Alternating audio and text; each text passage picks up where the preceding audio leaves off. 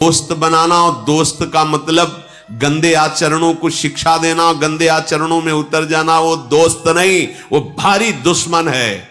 मित्र उसे कहते हैं जो कुपथ निवार सुपंथ चलावा, जो कुमार्ग से हटाकर सतमार्ग में पहुंचाए, उसे मित्र नहीं कहते। जो धर्म भ्रष्ट कर दे, जो हमारी आदतों को गंदी कर दे, जो हमारे साथ खिलवाड़ करके हमारे जीवन को बर्बाद कर दे, उसे मित्र कहते हैं। वो दुश्मन है, केवल मित्र का बाना पहनकर हमारा सर्वनाश कर रहा है।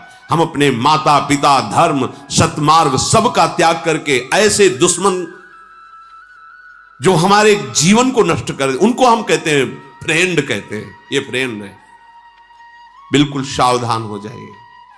ये मनोरंजन नहीं है भैया, जहां मन आया, जैसे मन आया वैसे हम बेविचार कर रहे हैं, वैसे हम, वो दुर्गति होगी कि भोग नहीं पाओगे, चाहे कोई भी हो। ध्यान रखना, एक एक कर्म वो बिल्कुल तैयार, ताजा, स्वस्थ होकर बैठा हुआ है।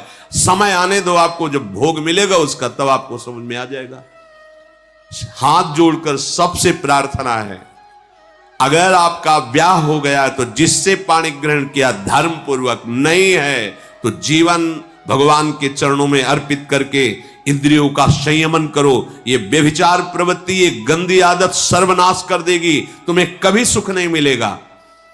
और एक खास बात, जब आप धर्म से विषय सेवन करोगे तो आपको उससे वैराग्य हो जाएगा। देख लेना, बात लिख लेना, क्योंकि उसमें सुख नहीं है।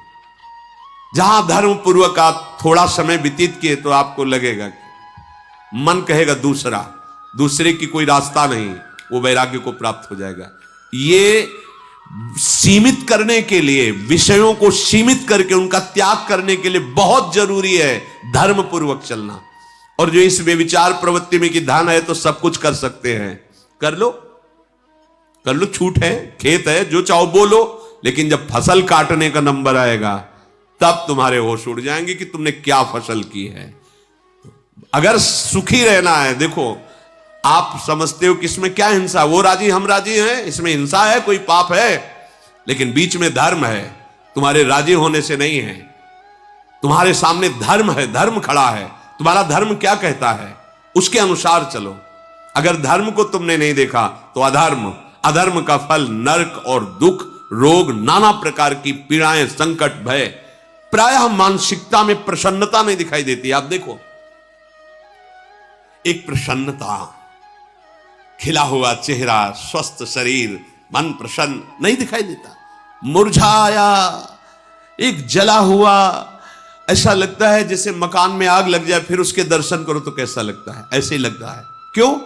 क्योंकि आप मनोरंजन में इतने नीचे उतर चुके कि अपने धर्म का नाश कर दिया, सुकृत का नाश कर दिया, पवित्रता का नाश कर दिया। अब आपका जीवन केवल मृत जीवन है। मृत जीवन, जीते हुए भी मरे हो। जिन हरि भगत हृदय नहीं आनी, जीवित सब समानते प्राणी। तुम्हारे अंदर धर्म नहीं रह गया, सत्य नहीं रह गया, भगवत आचरण नहीं रह गए, भगवत आश्रय नहीं रह गया, तो तुम्हारा जीवन क्या? मृत जीवन है। अमृत तो नामामृत है, रूपामृत है, लीलामृत है, चरितामृत है। ये सत्संग क्यों सुना जाता है? हमें क्या करना चाहिए, क्या नहीं करना चाहिए पता चले। जिनके कानों में सत्संग पड़ रहा है, हाथ जोड़कर प्रार्थना करते हैं, अपने ही धर्म से इस विषय का सेवन करोगे तो आपको भगवत प्राप्ति के योग्य वो विषय भोग भी बना देगा। और धर्म विरुद्ध आचरण करोगे तो फिर नष्ट हो जाओगे। फिर चाहे जहां आशीर्वाद मांगने जाओ, आशीर्वाद से काम नहीं चलता, आशीर्वाद से काम नहीं चलता। रावण कोई छोटा मोटा नहीं, ना तो बलवान ना तो विद्वान, की छोटा विद्वान हो छोटा बलवान हो। जैसा स्तोत्र भगवान शंकर का रचा, बिरला ही कोई रचने वाला होगा जो तांडव रचा है। और जैसा भगवान शिव की उपासना करने वाला कोई साधारण पुरुष नहीं है।